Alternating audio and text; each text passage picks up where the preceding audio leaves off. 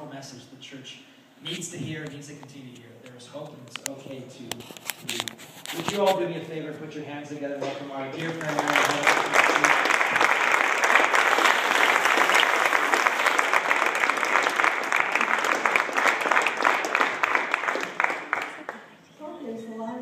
Here. How many of you heard me 20 years ago?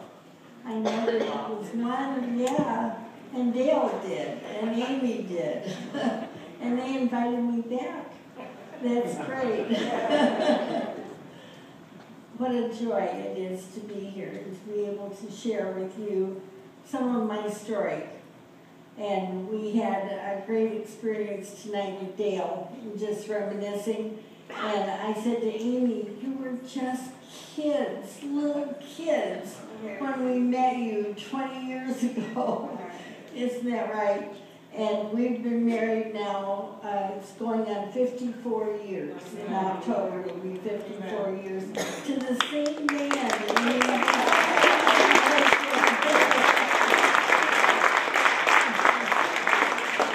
And if you want to meet him, all you have to do is buy a book.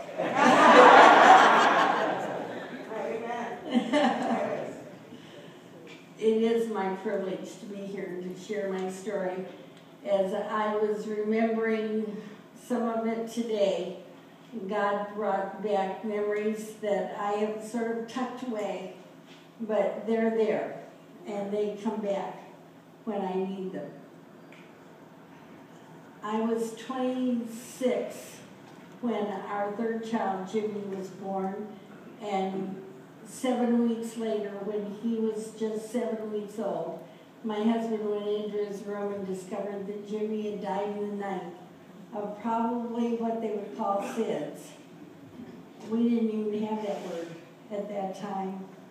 Nobody talked about it, and I've read later that people had been interrogated by police because they thought that it was a mysterious death, that must be the child had been inflicted with wounds or something by parents. And how God took care of us, I am so grateful. We had 2 Christian doctors that knew that the Heavilins loved their children, and we would not have done anything. And my first thought was, what did I do wrong? I must have done something wrong. And that was a typical response of mine. But the little boy, Jimmy, had been named for one of our doctors.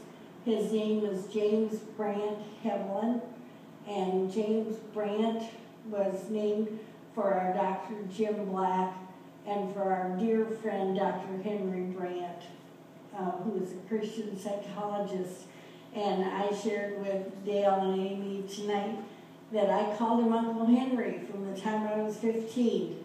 And what a dear man he was, and how blessed. And I remember calling him when I was in labor for Jimmy, and he said, well, hang up and get this show on the road. And that was very typical of Uncle Henry. But how sad it was when we had to go through that experience of losing that child. And now I knew where he was. And some people say, well, you shouldn't use the word lose. Well, give me another word then.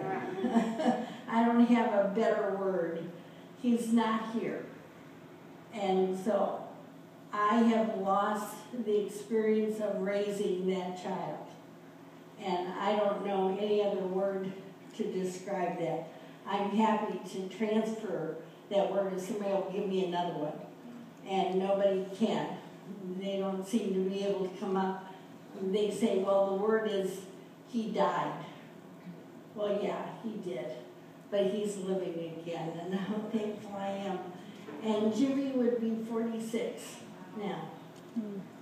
But I still remember the dress that I wore that day. And it's so frozen in my mind. And people said to me, well, have another baby and you'll forget all about this. nah, didn't work that way. I had another baby and found out that it was going to be 2.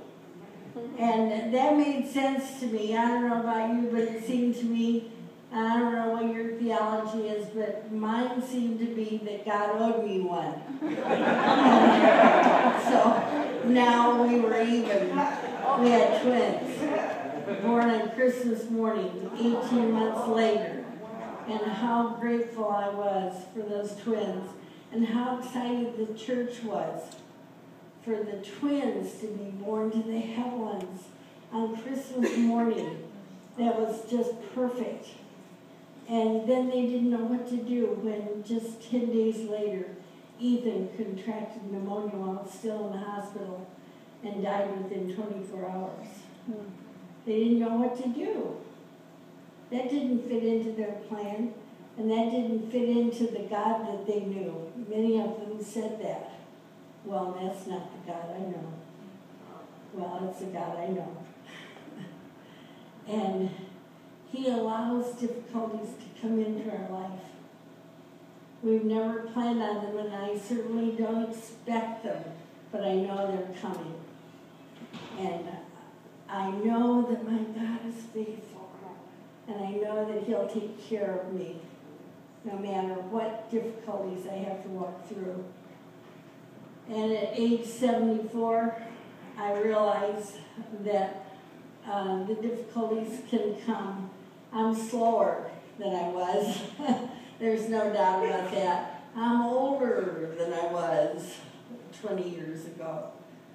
But God is still the same, and how grateful I am for that. And so we lost 2 within 18 months, and we'd had 3 babies and 2 funerals in 18 months, and I wasn't quite 28.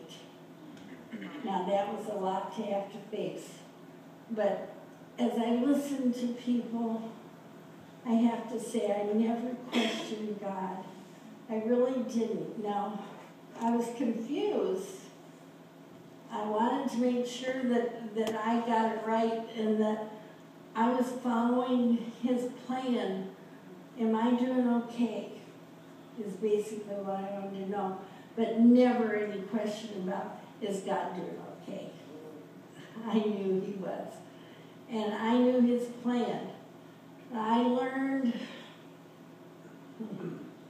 boy did I learn. I learned about God through those times that you can't predict and you can't say, this is what God's going to do. You have no idea what He's going to allow in your life. But I must admit that I walked through the rest of my life while Nathan, our remaining twin, was living, and I did not fear what was going to happen.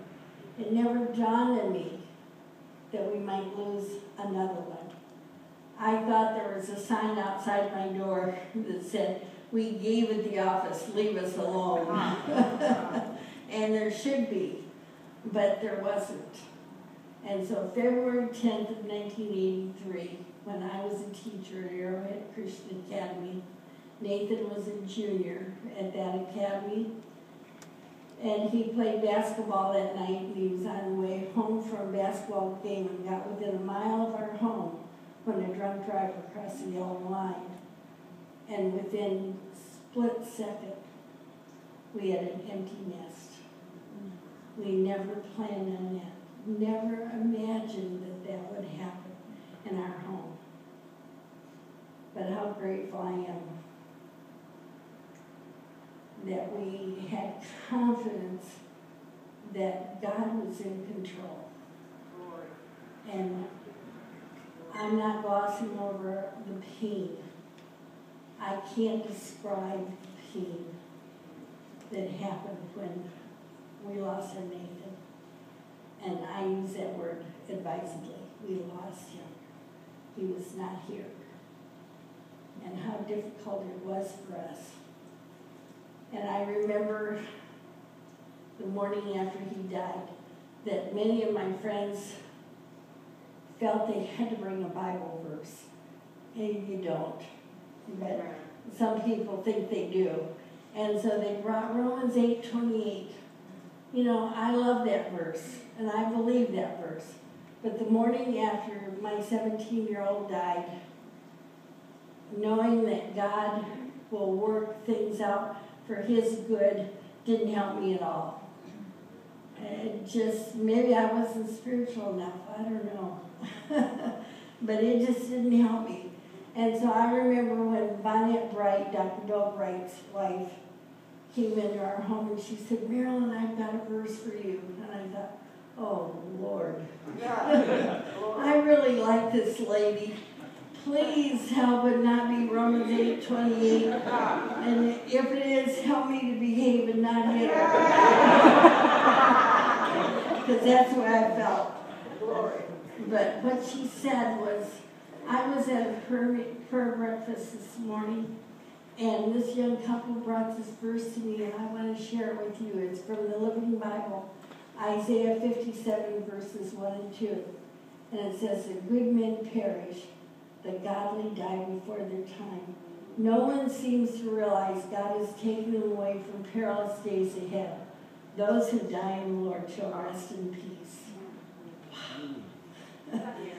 I listened to that, and I read that verse. The good men perish. Nate was a good man. The godly die before their time. 17 sure seems like before their time, for me at least. No one seems to realize that God has taken them away from evil days ahead. All you have to do is read the newspaper headlines to know that we're facing perilous days. And we are. Our young people are facing perilous days. And we need to be on our knees and pray for them. And it says, for the godly who die shall rest in peace.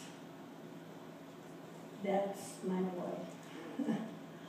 He was confident, and Nate knew that we loved him, and he knew the Lord loved him. And I can remember when I had the privilege of leading Nate to the Lord. He was about 6 years old, and he was just restless, antsy in his bed. And I said, Nate, what's wrong with you?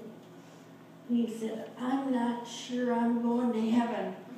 I said, well, let's make sure right now. And so we did, and how glad I am that he had a mom that knew what to do. And a mom that could remember that we had done that. And Nate was so confident that we loved him. I've counseled with hundreds of parents who have many times have said, if only I had told them. If you need to make a phone call tonight, make it. If you need to write a note, write it. If you gotta make up with somebody, do it. But whatever you have to do, make sure that they know. And Nate knew he was loved. He was almost cocky about it. And there were times I remember, I have a picture of silk screening that he and my remaining son Matthew had done, and they had given us all for Christmas. And on the back it said, Heavilins do everything better. And he was proud that he was a Heavilin, and we were proud that he was our son. And he knew it, and how grateful I am. Make sure that everybody knows that they're valuable to you, and that they're, above all, that they're valuable to the Lord Jesus Christ. How important that is, that you can have that confidence. And some people have questions, and they say, I just don't understand God. Well, neither do I. And I have questions, there's no doubt. One lovely, I say that advisedly, one lovely person, when I was speaking, said, oh, Marilyn, don't you realize that you have written all these books and everything, and it's worth it? And said, you know what? I'm just not that good. No, I don't see that it's worth it. I love you all, but not that much. And God has taught me so much as I've walked along the way. But He loves me. And He knows what's best for me. And I sure puzzle over it. I think, how could it be that it was best for me to lose 3 children? I have no idea. I can't figure that one out, and I am very quick to admit that. But I know that God has promised He will be kind to me, and He loves me more than anyone else could possibly love me. And why these things happen, I have no idea. And I remember Elizabeth Elliot stating, some things are just none of our business. They are God's business. And that's the answer you have to give. Sometimes I have no confidence or no conscious understanding of why we would walk through these things. But part of it is because of all of you. I know that. God wanted me to give you hope. And there is hope.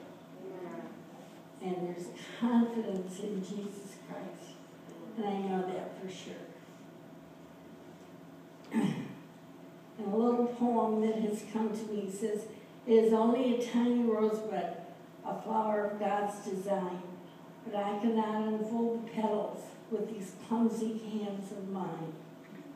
The secret of unfolding flowers is not known to such as I. The flower God opened so sweetly in my hands would fade and die. If I cannot unfold a rosebud, the flower of God's design, then how can I think I have wisdom to unfold this life of mine? So I'll trust in Him for His leading each moment of every day. And I'll look to Him for His guidance each step of the pilgrim way. For the pathway that lies before me, my Heavenly Father knows. I'll trust Him to unfold the moments just as He unfolds the roads. And we can have confidence that God loves us enough that He has a plan for us. And I remember when Jimmy died, that we had the opportunity. One of our doctors had been a missionary to India, and he had no idea, of course, what we were going to walk through in the next few months, the next few years. But he said, I have a national friend coming from India. He's a national of India. And I would like him to come and meet you because he's gone through a lot of suffering too. He had no idea. But I remember this man, and I remember it so clearly, and that's one test. I say, if I can remember all the details, then it's God. If it lasts. If it's gone very quickly, it probably wasn't God. But when I was 27, that's a long time ago. But I remember this man, I remember the doorbell ringing, and I was doing dishes. I didn't have a dishwasher then. I had a nice house, but no dishwasher. And I remember wiping my hands and going to the door. And as I went to the door, this man by the name of Subodh Sahu was at the door. And he had a white turban and a dark beard and a white robe and sandals. And I thought Jesus had just walked in. And he took my hand and he said, what a privilege to meet someone God could trust with such a trial. Wow. He trusts me. That's amazing. But somehow He trusts us, and He knows what's happening in our lives. And He has a plan for each one of us. And there are still times that I just look up at heaven and I say, well, how am I doing? Am I doing okay? Can you still trust me? It's so important that He has confidence in you. And how the title of Roses in December came, I think I should share just a little bit of that story with you, so you know why the roses are important. Now I want you to notice my glasses. They're new glasses, but they have rose on the side. That's very important to me, because I remember just 1 month to the day after Nathan died, I was back at work. And one of my jobs was to drive students to Biola University so that they could visit for the weekend. I was a college counselor at the Christian high school where I worked. And I thought, I don't really want to be on the freeway, and I don't want to drive, and I definitely don't want to go to Biola, because that's where Nathan was going to go. And I really don't want to do that. And so I'll just get somebody else to do it for me this time. Well, you know, everybody was busy, and nobody had time to go, and they kept all kinds of excuses they had. And they said, you know, I'd be happy to help you out, but they always had a reason. And so finally I called Biola and I said, I'd be willing to come if you can give me a room away from all that teenage noise. I just can't handle it this year. And they said, oh yes, we'd be happy to. Well, now Nathan died in 1983. And so if you can move back, I know some of you weren't even born then, but if you can, those who were, if you can remember back, Chariots of Fire was the movie at that time. And so we get in the gymnasium, and I remember the first song that the pianist played was Chariots of Fire. And the whole group, the whole row of us sat there and cried. It's okay to cry. It's all right, and we need to do that.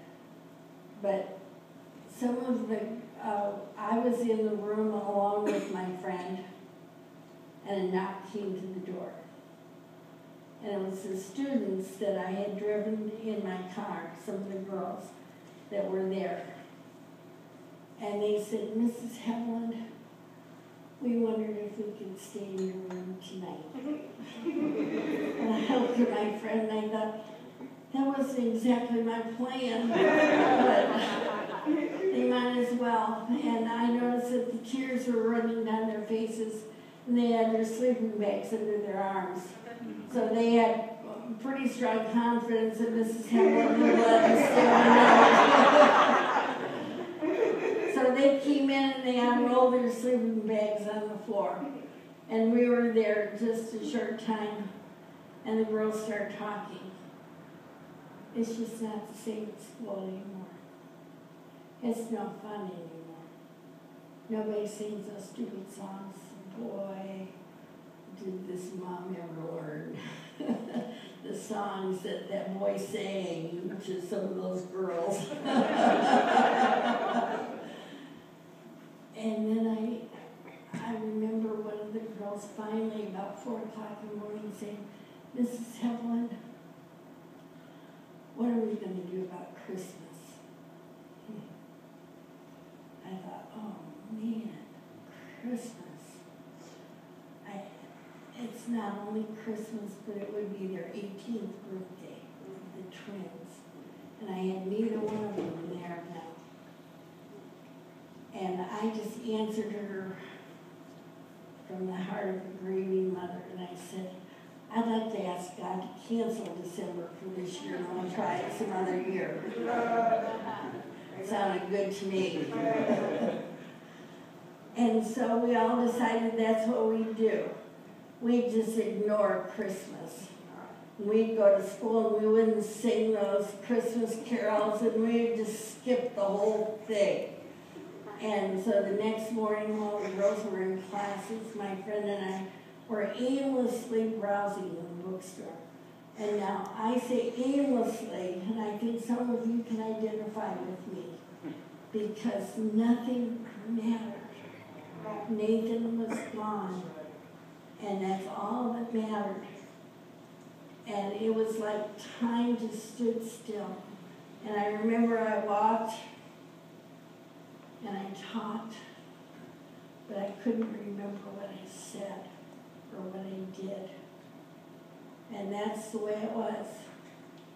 But God lifted that fog just long enough for me to see a poster that was on the wall.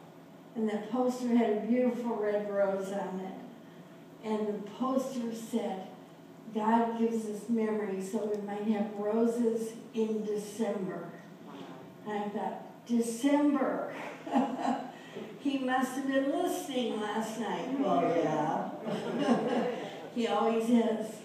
How grateful I am that he was listening last night. And I bought that poster and I took it home. And I had no concept of what it would mean at that time. But I bought the poster and a friend framed it and hung it on my bedroom wall. So every morning I saw that. God gives us memory so we might have roses in December. And have that confidence. And then I was working on a book because I was being pushed to work on a book. Other people told me they knew it was God's will for me. Well, be careful. Don't do that. I just figured if it was God's will, then he was going to tell me. He wasn't going to tell my neighbor. And he finally did. But I remember talking to Florence Littauer, who was a dear friend, and I typed many of her books. And Florence said, Marilyn, I need your book. And I said, Florence, I need a title, because I start on the title page. That's where I write books. And I just go right through. They hardly ever have to edit my books, because I just go page by page, and I plot the whole thing out.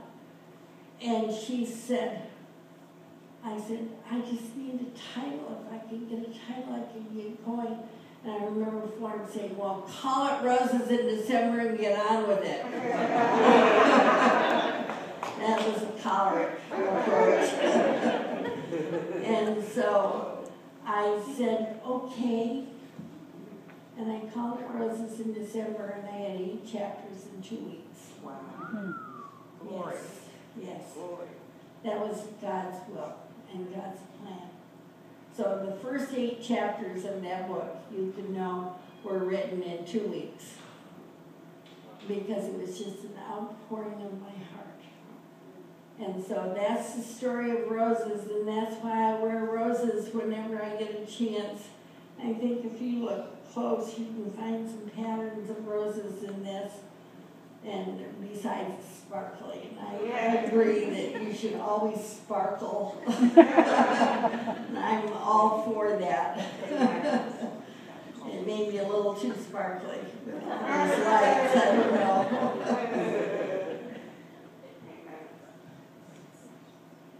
But how grateful I am for what God has done for us. And now I did want to mention that when I finish, if you have any questions, we'll have a question and answer time after this. So if I skip any details that you want to know, just let me know and ask me, and I'd be glad to take care of that. And I remember the graduation. Some people say, should I go to the graduation? Well, I say, who better to represent him? He can't be there, so his mom should be there. That's just a personal opinion. Was it easy? No. I had to sit on the platform because I was on the staff of that school. And it didn't dawn on anybody that it might be hard for me. And so one of my jobs was to hand out a rose to each student for them to take it into the audience and give it to their parents. I looked at every rose and I thought, one of these should be mine.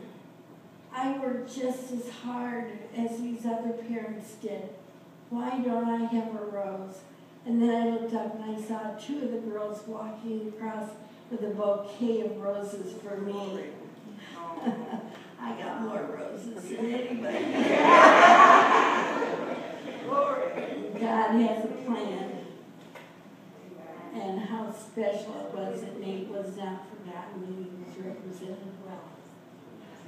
And that's very important to people that lose a loved one. The greatest fear is that nobody will remember, that everybody will forget. And how important it is that we remember. And I try very hard to remember the death dates. And now I cheat a little bit. I have an AOL calendar that reminds me of all of the death dates and the anniversaries of the death dates, but how important those are. And I am on Facebook only because I tell people that I can keep track of my grandchildren that way. And it's very important. And I do. I check on her once in a while and say, Christian, I didn't quite understand that comment you made. Can you explain that to Grammy? And he'll write back, oh, Grammy, I'm okay. Well, I'm just checking. But I remember that for one of the times, either the birthday or the death date, or one of those events, I took a picture and I put it on Facebook. And I got about 30 to 35 comments back. Mrs. Heavilin, I've never forgotten him. How important that is, and oh, what that did to this mother's heart. That they would tell me stories that I didn't know. You see, I can't get any new stories, I can't get any new pictures. So share them if you have them. How important that is. And then God has blessed us with the rose of uniqueness. The rose of flowers and the rose of friends and the rose of uniqueness. And the unique one is sitting right over there. And I still love him after 53 years. And that's wonderful. And I think he still loves me too. And that's even more of a miracle. I'll tell you. We learned through the deaths of our children how different our personalities were and how we grieve differently. And everybody has a process that they walk through, but it may not be like yours. And that does not mean that they are not grieving. Now, we had 2 children remaining in our household. Our son is now 52 and our daughter is 50. Amen. And they're both parents. And they've been married almost 30 years and 27. I have to count. That's right, 30 years. We'll be 30 in March and almost 27. But my daughter was about 7 years behind us in her grief process. And so different from her brother. Now, her brother's children are named Catherine Nate, N-A-T-E with the accent over the E. I call her my Kate Nate. And then Nathaniel Jacob. And I said, when Matthew named him Nathaniel, I said, you know, your brother's name was Nathan. He said, yeah, I know. But we're naming him Nathaniel just in case somebody can't say Nathan. And he knew who that was. And it took her about 7 years to be able to say Nathan. And then I heard her finally, and I wanted to cry when I heard her say his name. It took her all that time. But that didn't mean she wasn't grieving. She just grieved differently than the rest of us. And my husband grieved differently than I did. He needed peace and quiet. I needed to talk. And so he gave me a job, you see, and I get to talk, and he gets his peace and quiet. And I remember as I traveled, my mother would say, "What does poor Glenn do when you're gone?" And Glenn would just grin. He would enjoy that time. He got peace and quiet. And how important it is to realize that just because people aren't grieving just like you doesn't mean they aren't grieving. They are, but in their own way. And sometimes I wish that we could just agree to meet in about 5 years, or 6, or 7, whatever it takes. But God hasn't worked it that way. And we learn to love each other in the process. And we have. Glenn and I now live full-time in motorhome. We travel constantly. We've lived in a motorhome for 11 years. And people say to us, quite often to me, "How do you have your devotions with Glenn so close?" And I said, "Oh, it's real easy. I just say, you can get up now." And it works real good. And how important it is that we get to know our God, because He is our ultimate hope, and He is our confidence that we have in Him.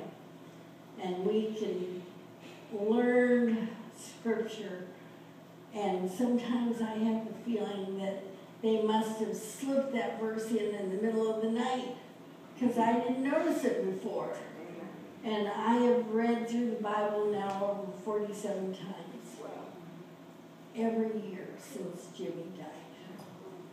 Since before Jimmy died, actually. I've been reading through the Bible, and how grateful I am. God has given me answers to perplexities, and I've tried to figure things out, and He's given me answers, because the answer is in His Word. And we also have roses in memories. We can have confidence in Him, that He cares about us, and that He has a plan for us. And I remember somebody came in and wanted me to be approved for a certain group. So I had to send a tape to that group.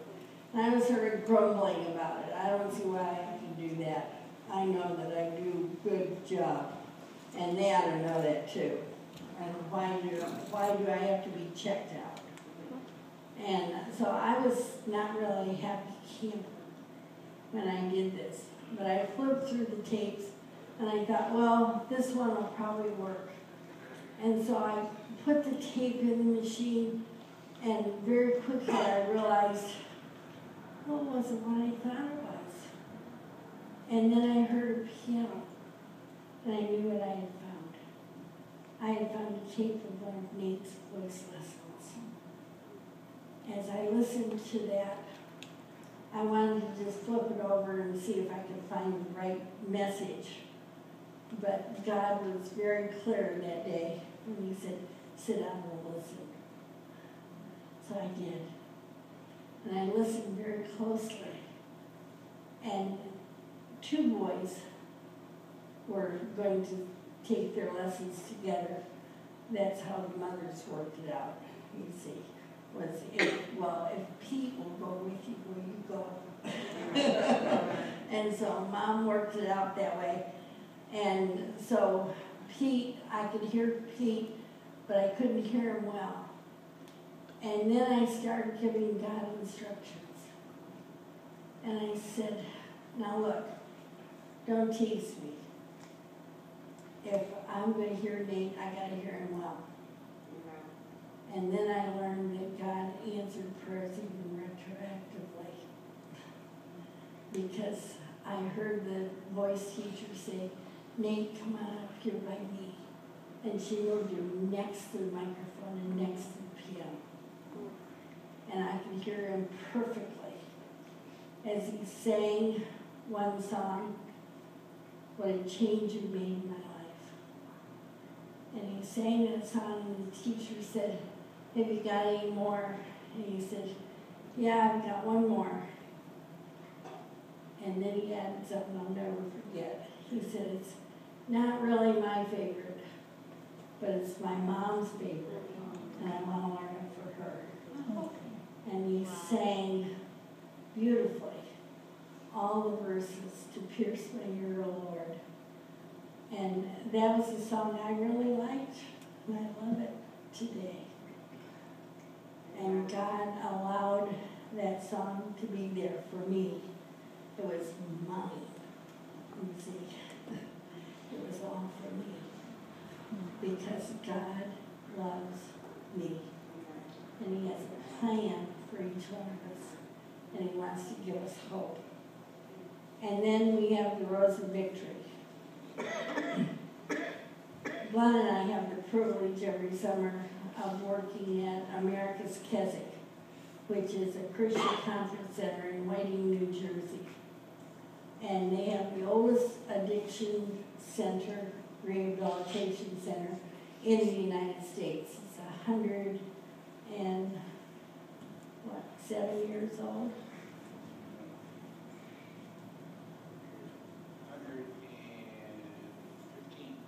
115 years old.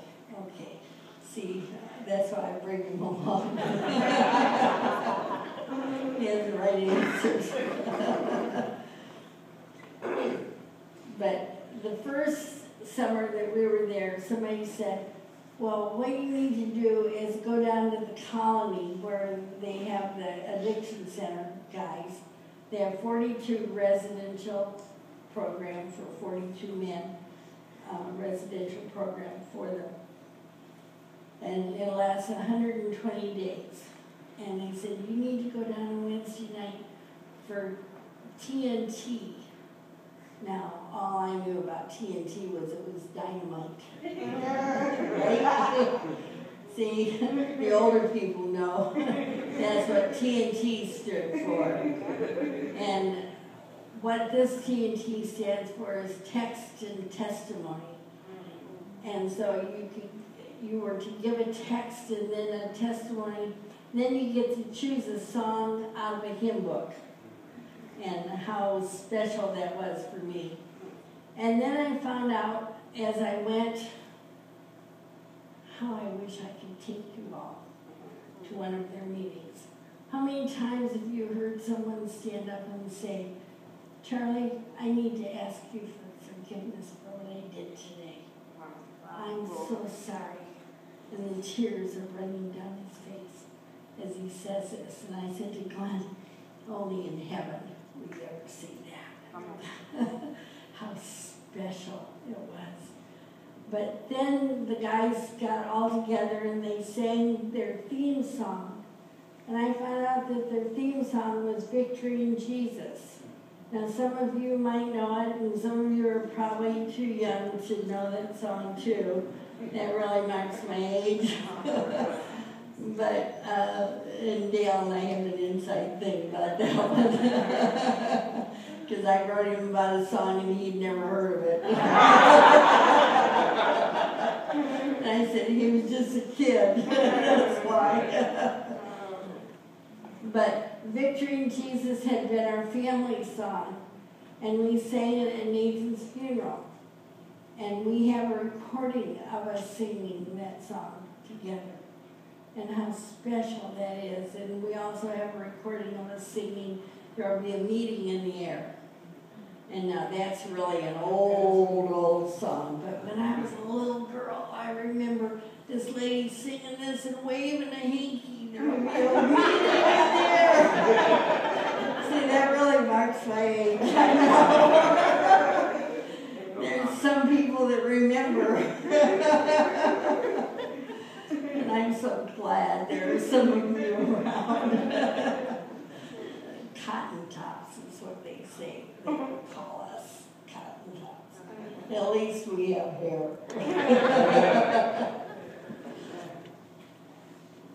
But as he sang "Victory in Jesus," I thought, well, isn't that neat? And then I started thinking about it, and I thought, wait a minute, that's my song. I'm not sure I want men who are struggling with alcohol to be singing that song. They don't deserve it. That was the feeling I had. And then God said, Marilyn, shame on you. Shame on you. Marilyn, they know victory like you know victory.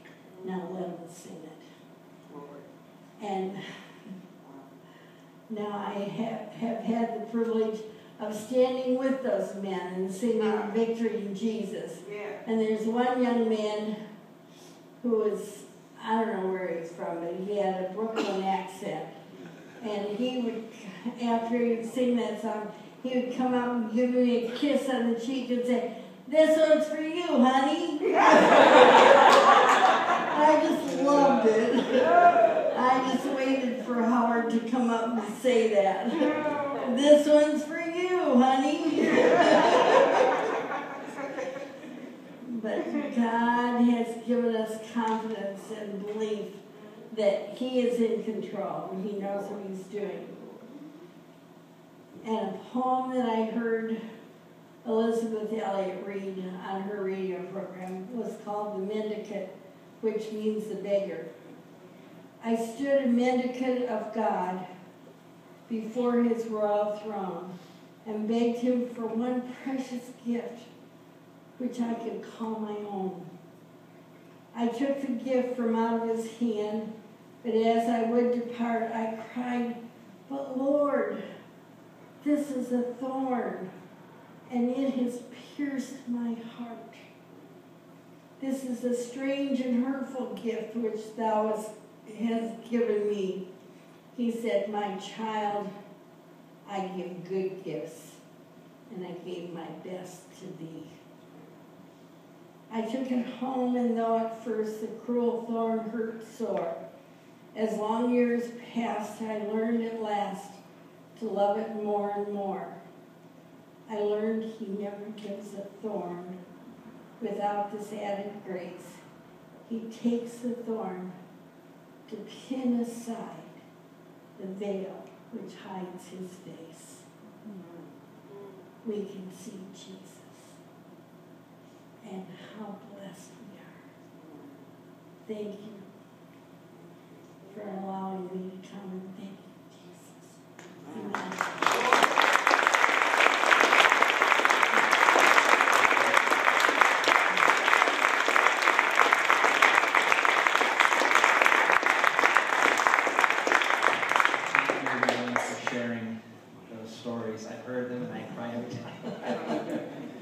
So precious. But we had talked about this, that maybe we'd have some time, we do, to answer any questions, because you have experienced quite a bit and know how God has got you to the other side. So, Chris, can you actually help us out? Chris is our resident microphone carrier. And if you have a question, just raise your hand and on anything, just where you're at or anything about grief, and Marilyn will do her best to respond. I'll try. You're going to have to forgive me. It's not a question, but I really want to say thank you. It's hard to put in words how you blessed me tonight. And I lost my mom when I was real young. And I had never really fully recovered from it. And I feel like God has said, let it go. Amen. Amen. Thank you so much. Yes. My Mine is a thank you too, and I just want to say that just recently I had asked God, why so much pain that I was experiencing, and it was causing me to separate myself and isolate myself, and not trust, and even coming around, the fellowship with Christians and knowing God. But tonight, you answered. You kind of like set me free. You spoke to my spirit, and that's really what I needed, because it's really hard for me to trust, and I just want to thank you tonight. Thank you. Thank you for your encouragement too. You were just cheering me on. Thank you.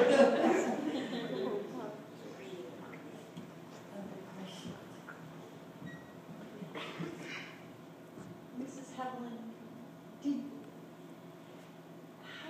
how did you get to a point of trusting God? I'm so relieved to hear that you have remaining children. We've heard the stories of losing your 3 boys, and that's what I've always asked was, well, does she have any left? But how did you get to a point of, how did you let those kids go out the door in the morning? How did you come to a place of trusting God that He, at the end of the day, you wouldn't be childless? Well, I would say that, first of all, I had a grounding in my faith. I had a confidence that the Lord knew what He was doing all along. And I never questioned Him. I sure questioned me. I thought there must be something wrong with me. I must not be a good mother. But I never questioned but what God had a plan. I just wanted to get included in it. And I honestly don't remember living in fear. Now, I do remember having fear after Jimmy died, only one day. But I remember when it was 7 weeks, and Nathan was 7 weeks old. And I still can remember being afraid to go into his room because I didn't know what I would find. And I remember that I went in, and Nate smiled at me for the first time. And it was like God said, see, it's okay. And I had confidence that He knew. And so the rest of the time I really didn't have a lot of fear. But I do think the grounding in my faith made a lot of difference all the way through. And I believe the teaching that I received, my heart goes out to you when you said that you lost your mom when you were young. I think that we underestimate the power that losses at early ages have on people. Some people, now my brother is adopted, and my brother's parents died in an accident when he was 2. And so many times people said, well, he's so young, he won't remember. But it's not true. And the pre-verbal stage is one where you still have the feelings, but you don't know how to express them. And he has struggled most of his life, I have to say. He's a pastor, but he still struggles. And he has a wife. I would appreciate your prayers for them as Karen is dealing with ovarian cancer. And I see the fear in my brother. And I don't have the same kind of fear that he has. Now, I fear that he may have to live without her. And I'm concerned what that's going to mean to me, to be honest with you. But as far as being afraid of what's going to happen, I'm not. I have confidence in God. And my parents did a good job. That's about all I can say. Does that help? Yes, thank you. Okay. Any other questions? Yes. You talked about the difficulty that your daughter had after Nate died. Yes. Did she need counseling outside of what you were able to provide for her and her father? I think she probably did. And I'm glad you asked that question. Many Christians are taught that we don't need counseling outside of our own group, outside of our church. But I think that yes, we do. It just at the time it never dawned on me. I needed counseling too. I needed help, but I didn't have it. And I just thought that's the way you're supposed to deal with things. And it never dawned on me that it would be okay to go to counseling. It certainly is. And you need to be very careful about the counselors you select. And it's perfectly all right to call and ask questions. I think it's very important. And my personal feeling is that you should not go to someone who has not experienced some kind of grief. I found that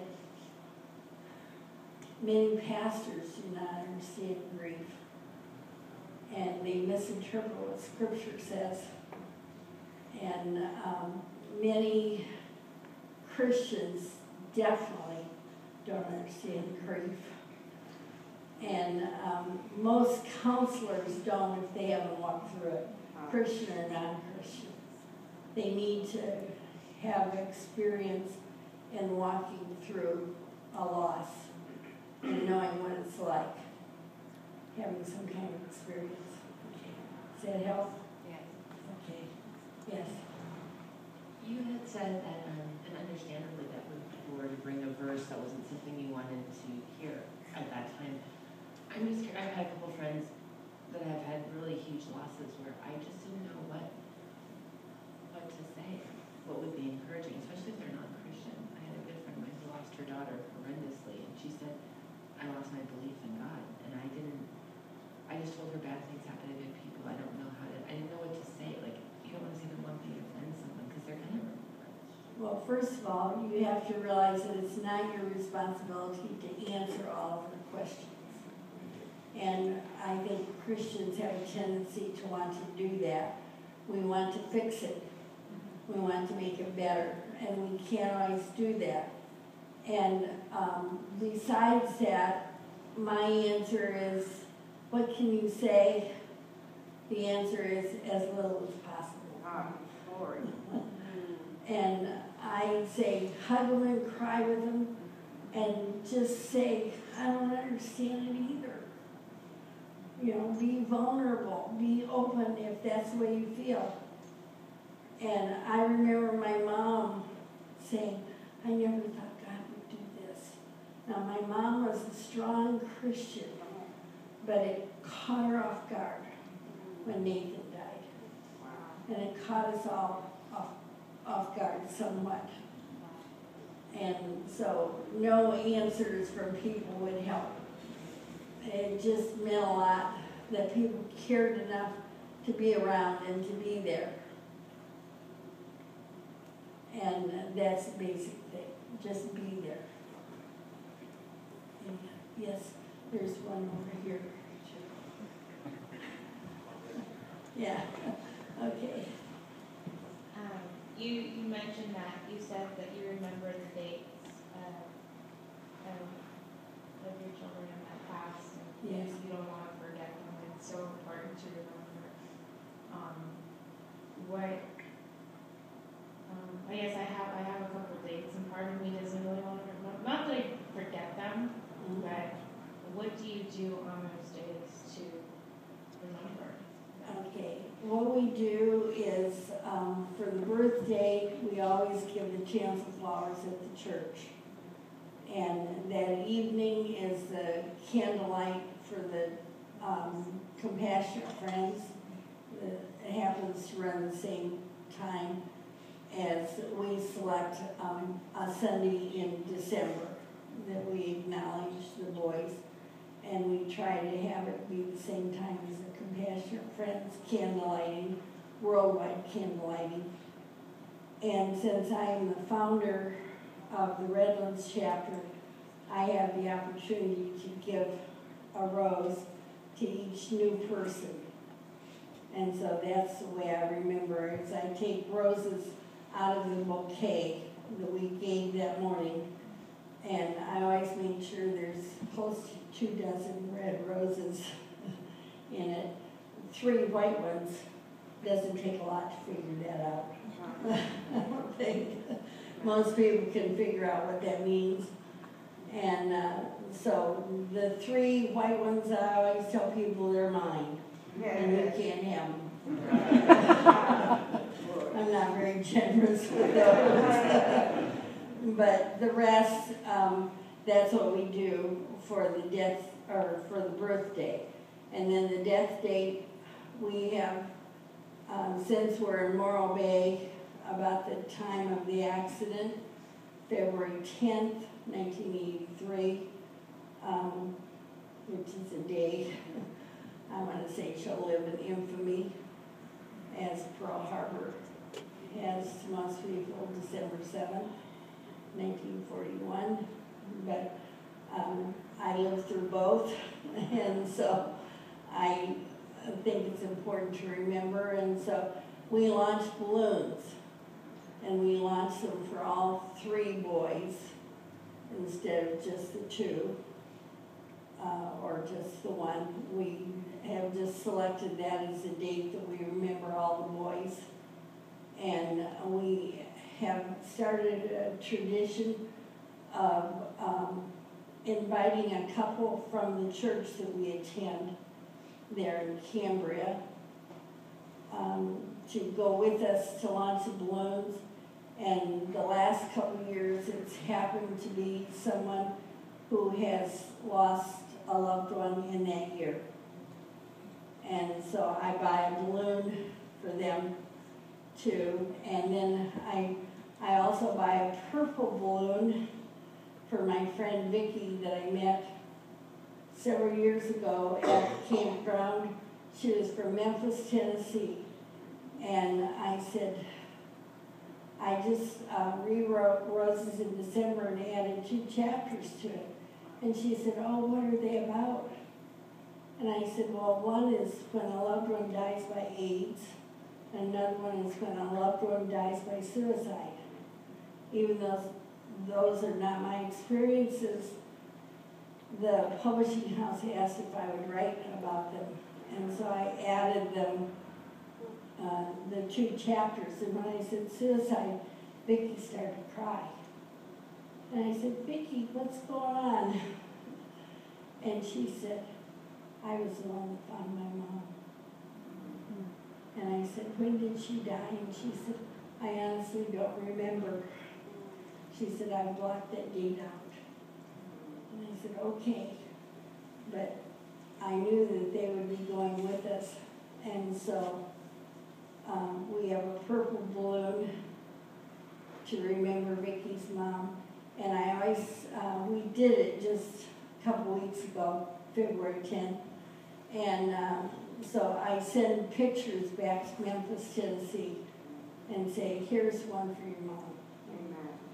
And so she knows that she's remembered. And then this year, a brother had passed away within the year. And so we got a blue one for Dick and invited Dick's sister and her husband, who is probably not a Christian, as far as I can tell. He's not. And so I invited him to come with us, and he did. And so we sent off the balloons, and I prayed this year that we would have somebody to take pictures, because we quite often get to the beach area and there's no living person around to take a picture. So I pray that God would put somebody there this year. And wouldn't you know, he put a pastor there. So he really answered my prayer. And so he took pictures, and he knew of my book. And so he was very honored that he got to take part in it. And so then we always take the couple for lunch afterwards. And so we sort of lighten it up a little bit. And we try not to dwell on, we just send the balloons off, and I just told the man, I said, we just send them off and that's it. I could almost see the relief in his face, because I think he thought this is going to be maudlin. And I trust that nobody says that about me after hearing me, that I'm maudlin, because I don't want it to be.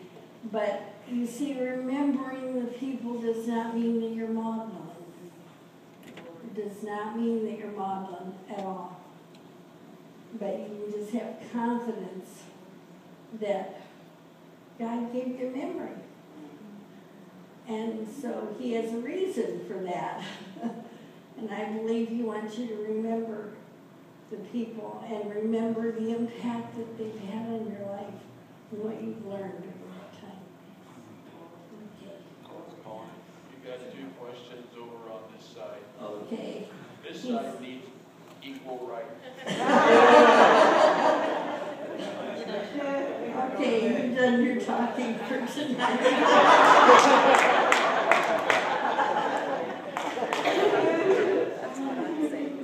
You had said earlier, Marilyn, that when you were responding to someone that you weren't that good.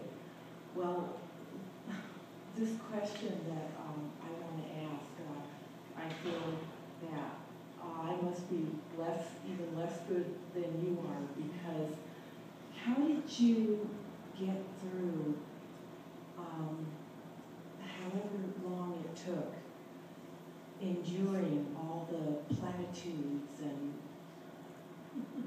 thoughtless things that people would say? Well, I tell people you have to decide if you want them to be friends with you later. If you don't, if they don't matter to you, just say what you feel. And later on you may have to go, oops, I'm sorry. But one lady came up to me, what comes to my mind is, a lady came up to me and she said, I'm trying to remember all the questions. She basically, her sister-in-law kept saying to her that you should get used to living without him, without this child, her only child. And I said, how many children does the sister-in-law have? And she said 5. Wow. And I said, well, if you don't want her to be friends later, just line them all out and say, which one would you like to live without? Right. And I think you can be gentle about that, but I think sometimes you have to say things like that. Very nicely. If you still want to be friends. But you can. It's okay. A couple of times you said you have a question about how important is that for us to get to a place of healing, since as believers it's almost like the first thing we do when there's such a huge tragedy in our lives. It's question time. Well, I think that it can be important to each person. It was not to me. And I just have to be honest with you. I do believe my parents did a good job. Amen. That I had confidence enough in who I was and who God was, that I never questioned his kindness to me. I never questioned my value to him, did I?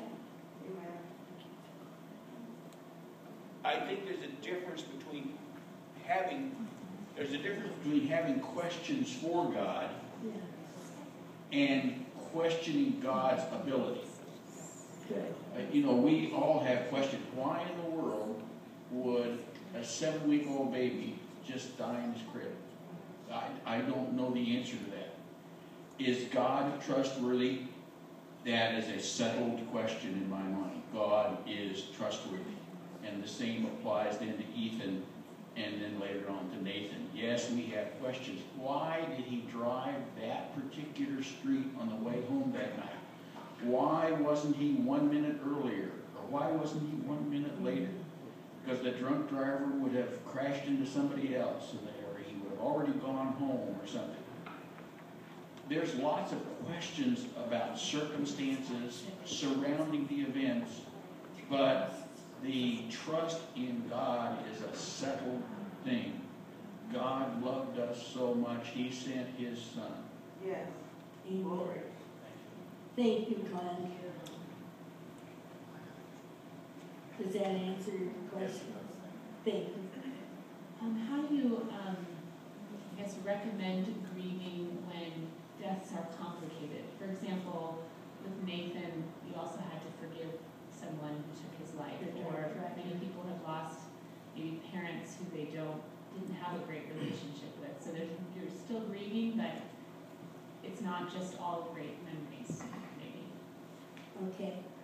First of all, when you have someone that something is unsettled with, I always ask that question, did something get left undone?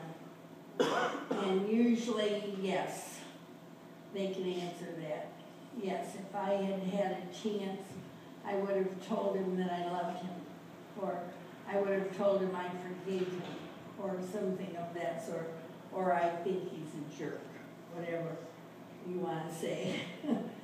But it's important that that gets said.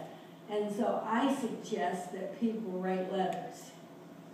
And I suggest that they read it to one person. Now, I work with the colony guys in the addiction center very often, and so I suggest that they go to their chaplain, and they know my routine.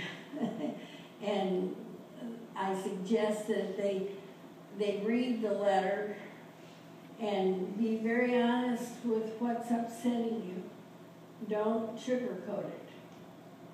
But at the end, hopefully, you can get to the point that you can say, I forgive you, or I want to forgive you. And read it in front of the chaplain or another friend, a trusted friend. And then I suggest that you either tear it up and burn it, or take it to a cemetery if possible, and stand in front of that headstone and read the letter with another person as a witness. I heard you, and I heard what you said. And then tear up the letter, or burn it, or whatever. We have shredders now. Whatever you need to do. I have done that. I have written letters on the computer where there were issues unsettled, and I've had my husband read it, and then I deleted it. So it's gone. And that's what needs to happen to it. It needs to be gone. And if you need to write it in your Bible or in another book someplace, this is what I did on such and such a day, and I forgave him. Or whatever. Because Satan is a great discourager. It's a nice word. But Satan will sit right on your shoulder and say, don't you remember when you did this and such? How can you forgive him for that? And just say, I took care of that. And read the date, whatever you need to do. I'm sure that Norm will have that someplace in the DVD. And I think your assignment this week was to find a place to cry, right? Did y'all do that? No? There doesn't have to be one place. How do you deal with a closure? If your dad dies of Alzheimer's, he was prepared. He knew that he had He had Alzheimer's, Alzheimer's. and he knew that I had to fulfill his shoes. My mom and I, we never got along, so he paid. So you're carrying the burden, right? You feel like you are, yes. I think that, The bad thing about it is that he died on my son's birthday. so you December can't forget. 31st. Okay, so you can't forget, can you? I know exactly Yeah, the time that they called me and said that he passed away. yeah. And that was in 04. In 2004. So I want you to all see how long it's taken this man to even talk about this publicly. Is it taking this long for you to talk to someone publicly? Yes. It's just, I can't, I'm not much of a person to speak it out, but tired of it.